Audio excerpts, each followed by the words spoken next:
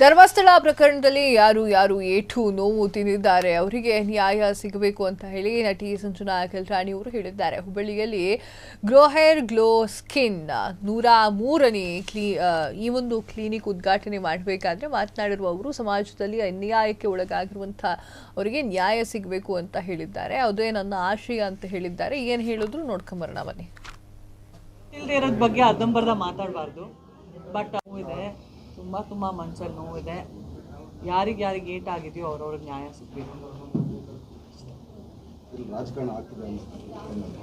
ಇಲ್ಲ, ಇಲ್ಲಿ ಒಂದು ಇವ್ರ ಖುಷಿ ಸಂದರ್ಭದಲ್ಲಿ ಬಂದಿದ್ದೀವಿ.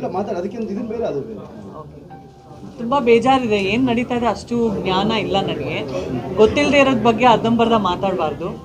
ಬಟ್ ರಾಜಕಾರಣದ ಬಗ್ಗೆ ಎಲ್ಲ ನನಗೆ ಜ್ಞಾನ ಇಲ್ಲ. ಬಟ್ ತುಂಬ ಬೇಜಾರಾಗ್ತದೆ ನೋಡಿದ್ರೆ. ಈ ಥರ ಆಗಬಾರ್ದಿತ್ತು, ಖಂಡಿತ ಆಗಲೇಬಾರ್ದಿತ್ತು.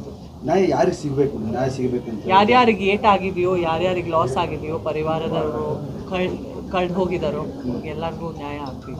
ಹೆಣ್ಣು ಮಕ್ಕಳಿಗೆ ನ್ಯಾಯ. ನೋವಿದೆ, ತುಂಬ ಮನಸ್ಸಲ್ಲಿ ನೋವಿದೆ. ಯಾರಿಗೆ ಕ್ಷಣ ಕ್ಷಣದ ಸುದ್ದಿಗಳಿಗಾಗಿ ಫ್ರೀಡಂ ಟಿವಿ ಸಬ್ಸ್ಕ್ರೈಬ್ ಮಾಡಿ, ಲೈಕ್ ಮಾಡಿ ಹಾಗೂ ಫಾಲೋ ಮಾಡಿ. ಹೊಸ ಸುದ್ದಿಗಳ ನೋಟಿಫಿಕೇಶನ್ಗಾಗಿ ಬೆಲ್ ಐಕಾನ್ ಮೇಲೆ ಕ್ಲಿಕ್ ಮಾಡಿ.